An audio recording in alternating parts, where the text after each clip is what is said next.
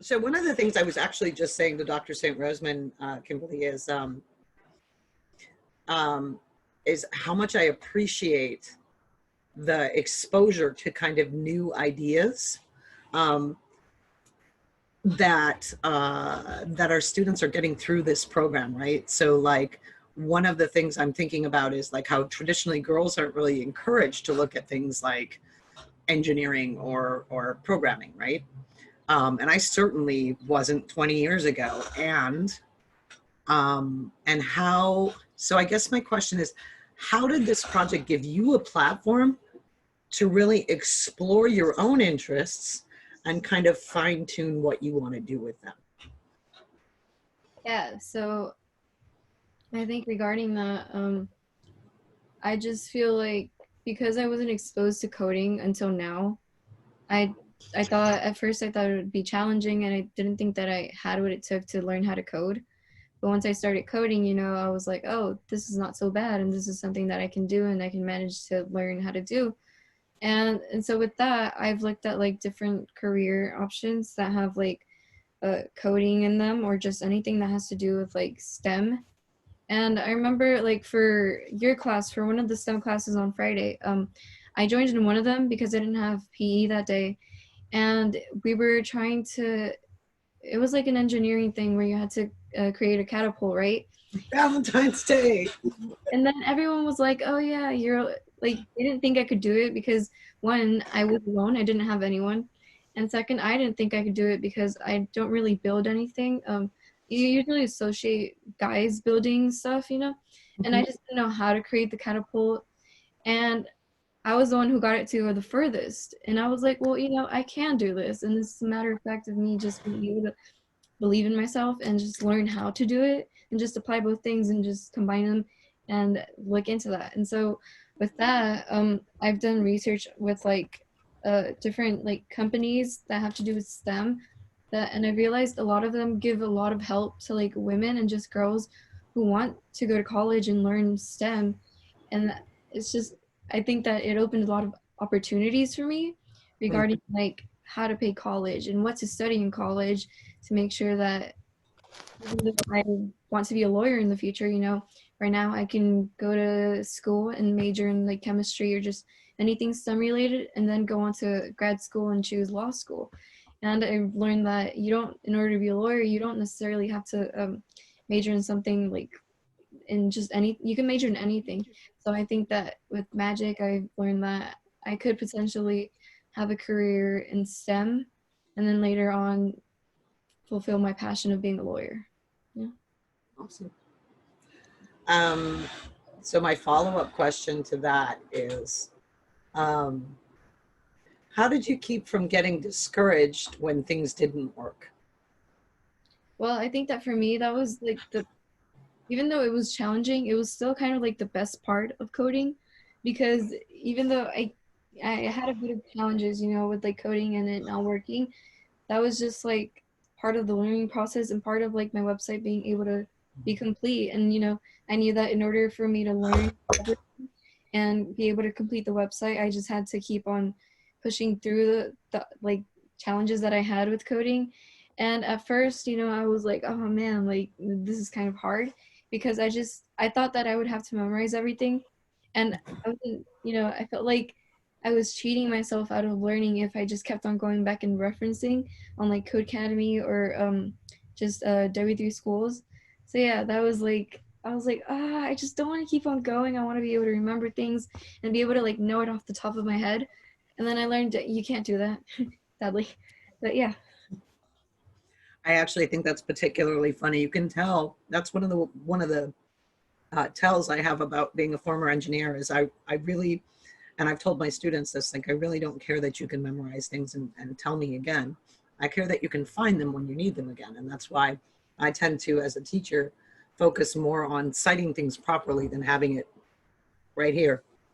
Um, so that's such a good lesson to learn. And I like the way that you just put that, like sort of in computer programming from the little bit that I remember, which is like 20 years ago. Um, Debugging, right? Fixing the mistakes and watching it be messed up is kind of part of the process.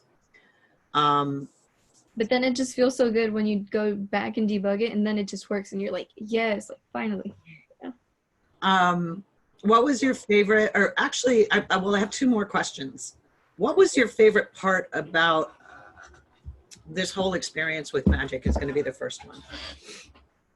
I guess the first part obviously would be just finding a project that I could have and develop with like the topics that I wanted to. So I didn't think I would be able to combine coding with something that I like to do. I thought we would probably just learn how to code and I don't know, code something, but I wasn't sure what we would code or like how to tie that in with my passions. And then I figured it out, and I feel like I might have been able to look for something more complex, but for now I'm really happy with like the way that it turned out. And my last question is, what would you tell, like, so looking forward from the school, like, what would you tell like an incoming ninth grader or incoming 10th grader, so one of your underclassmen, what would you tell them about this program to convince, like, I'm thinking of, there's a couple of girls particularly who were freshmen last year who are really kind of science nerds. What would you tell them to convince them to do magic? Okay.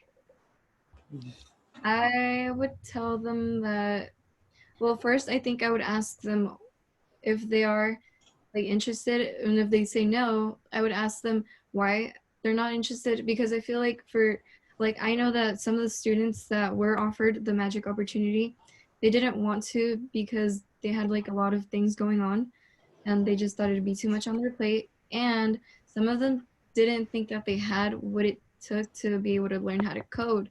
And so I think that I would just like try to motivate them and just tell them that um, no one who joins magic knows how to actually code, just the mentor. So it's not that they shouldn't be afraid of like learning how to code, because we all joined to learn how to code. And so with that, I would just tell them that it's an opportunity where you get to choose something that you love while learning how to code, and it has, it can open a lot of opportunities for you. And being able to meet like other mentors or just other mentees, or just even being able to network with your mentor. Like I know that they could probably help you out if you have an application for like a STEM related subject or just like a program or something. They could probably help you out and just like recommend you, because I know that if you do a good job and you actually show a lot of interest, you can grow in this like subject. And so I would just go with that. I would tell them to just choose something that they like and that they just shouldn't be like scared to learn something new, because surprisingly it turns out way better than you expect, you know? And so I would definitely recommend it. And I think that as freshmen, because universities are like more flexible with you during freshman year, I think that's like the best time to like just go out and learn about new topics. And just like if I would have liked to do it in freshman year, because then I would have known, oh, I like coding, and I could have like chosen other programs during the summer or online courses that I could have taken to just be more prepared and learn more about it. So I think that for the freshmen, they would really like benefit from this.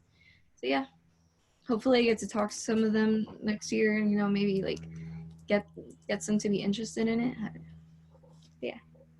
Do we have time for one I, more question, Miss Era?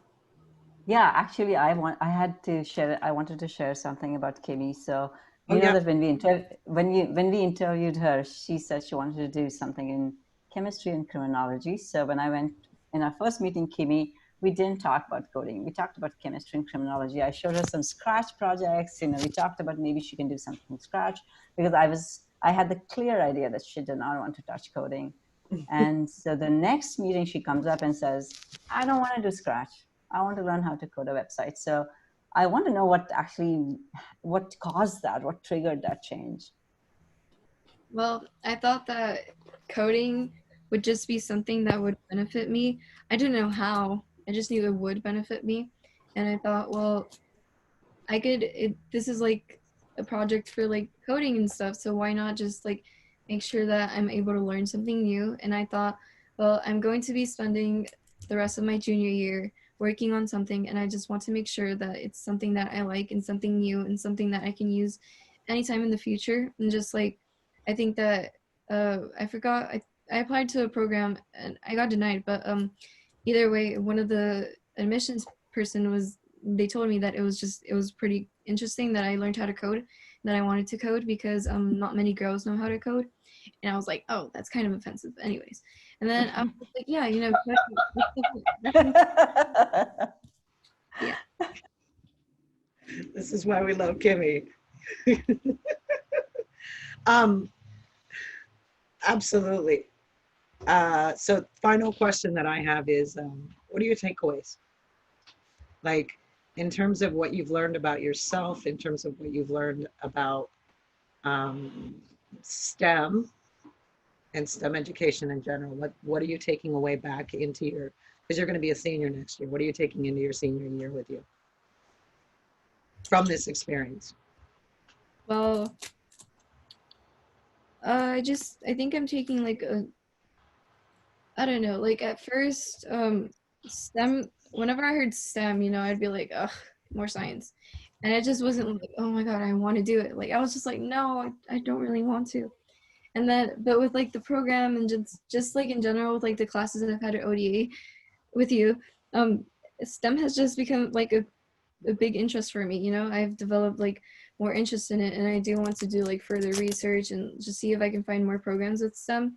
But from this experience, I just learned some things I learned about myself were that I need to be more patient with myself, because a lot of the times I wanted to like do a lot on the website. Like if Miss Ira gave me homework, I would want to do more work on the website so that I could just have more stuff ready for the next meeting. But then I would get frustrated because there would be like just some problems with the coding. I wouldn't be able to move forward with that. And it was just frustrating because I wanted to add this, I wanted to add that, and I just wanted to add a lot of things, but I didn't have enough time to do it, or I just wasn't able to figure it out on my own. And that was because I'm really independent. And so having to rely on different sources, and then having to ask this era, it wasn't that I didn't want to ask her, it was just that I wanted to do it myself. And so a lot of the times she would ask me, oh, do you remember what arrays are? Do you remember what this is? And I'd be like, I'm trying to remember, but I just can't. And so that would be like something stressful. But yeah, I just have to be more patient with myself. And I also took away the fact that I like coding now, you know? And I didn't think, my fifth grade self didn't think she would ever say that. So that's great. I like that. And I'm just going to senior year with a little more like of an open mind, and just not thinking about like just law and criminology itself, but like also like you could do STEM, Kimberly, like, you know, you could just go into different fields without just having your eyes set on law. And there's like different sciences that also include some sort of law, or just like have to do something with criminal justice in general. So yeah, I take that with me. I don't think I have anything else other than I was happy to see that you were talking about user experience. That's what my sister does. Yeah. Nice work, Kimberly. I'm excited to see what your site turns into, and I have dreams of it becoming like a choose your own adventure book. Ooh, yeah. Murder mystery.